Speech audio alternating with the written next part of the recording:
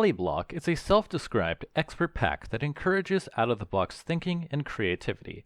Everything is clay, and every resource is derived from clay, making it the most balanced mod pack in Minecraft history. But how well does this idea actually hold up? I found the early game to be quite innovative, as with any gimmick-based mod pack, they live and die by the bit and their commitment to the bit.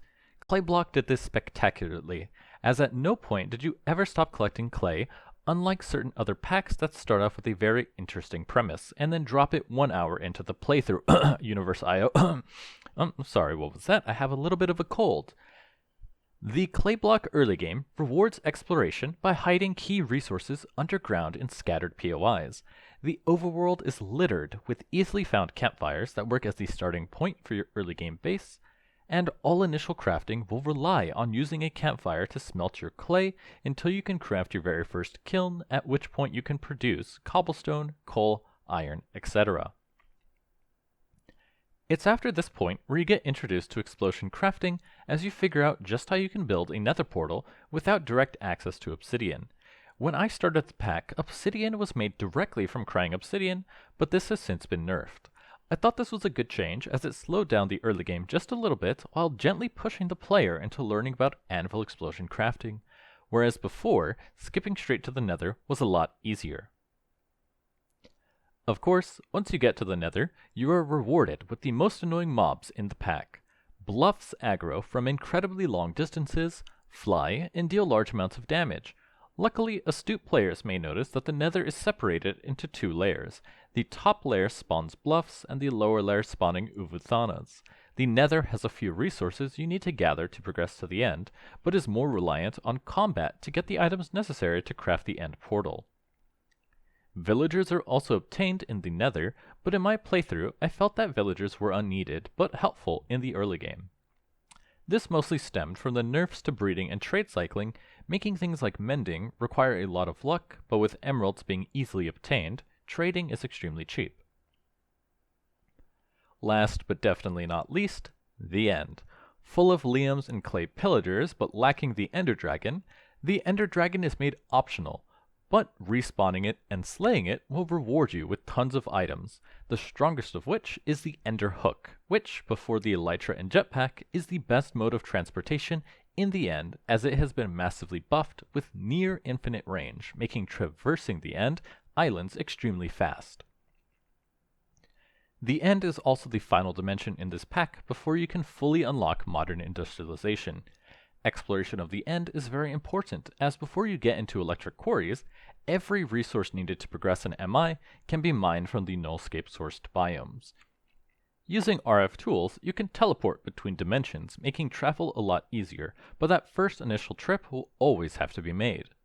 With all of that completed and MI unlocked, this is where I would say the mid to late game starts. At this point, you are working only within MI and very little of everything else. MI is built around fully passively crafting every resource and has very powerful void miners to support that endeavor. But when I started the mod pack, 2 key resources made this nearly impossible. Tin and redstone had to be crafted by hand until you unlocked HV, which could be literal weeks of playing away if you had to craft them by hand. Even after I got creative and used RF tools to automate much of the busy work related to those crafts, having to stop every hour or 2 to slowly produce stacks of tin and redstone was extremely tedious, and that's when I took a break from the pack for a few days. But at the time of writing this script, through the mid-game, got improved greatly with the addition of extra crafting recipes related to colored terracotta. While half as efficient as blowing them up, these could be fully automated, which let you focus on moving up the tech tree. Along with that, many MI resources that are crafted from clay got massive buffs as well, which made the MV stage much less tedious. Along with that, diesel engines were made extremely cheap, so once you unlock oil drilling, power production becomes a lot easier and the factory can grow a lot faster. But I would say it's at this point where the majority of people that started the pack with the Clayblock gimmick would start to drop off. It's not because the pack is no longer fun, but because modern industrialization, like GregTech, is not for everyone. The early game of MI can be extremely tedious to people that have never touched Greg-adjacent mod packs. With machines having upwards of 4 layers of steps to craft a final item, many people look at that tedium and don't really find it fun. Full disclaimer, I'm someone with many hours of Factorio, followed by Satisfactory in Mindustry. I love factory manager games because to me, scaling a factory is fun. I enjoy the slow grind of building out infrastructure and being rewarded with higher efficiency down the line. The original steam quarry that was mining clay was upgraded to electric, and then further upgrades were made to run at sub-second speeds. Watching over the factory and going, how can I make this faster? What are my production bottlenecks? Was fun, but it's definitely not for everyone. Funny enough, I was given the criticism of, how do you even make the mod not factory manager? That is the mod. To which I'd say, well, there are a number of things you can do to shorten the grind, and Bobbylev even implemented quite a few of them, like making diesel generators cheaper. The ultimate goal of Clayblock is to craft the perfect 20x compressed clay, and if you want to shorten that grind, it's as easy as adding more efficient ways to get clay. A design space I think Bobbylev could have explored more is clay-themed custom machinery. Currently, the only clay-themed custom machine is the clay generator, which can produce massive amounts of power from clay, but you don't really see that until you upgrade it to the higher tiers. Adding more clay-themed machinery would help fill the gap in clay production, because the next bump in clay production doesn't happen until SV tier, where you can turn excess hydrogen plasma into 12x compressed clay. Until that point, you're stuck using electric quarries overclocked to madness levels to one-tick drill, to one-tick mine clay in large amounts, but even at one-tick speeds, that is still very slow. All in all, Clayblock is an expert mod pack centered around clay that by the end doesn't focus on the clay and instead leaves it at the soup of the church for someone else to deal with while we run off with modern industrialization. Many people have requested a guidebook to hold their hand during the playthrough, but by having less than 100 curated mods, I feel that this is unneeded. The JEI Clayblock tooltips, along with Pablo's tips, provide more than enough direction for a stuck player. Because we aren't interweaving many different mods with varying levels of progression, a guidebook would end up feeling like a walkthrough instead of being a helpful hand for when you get stuck.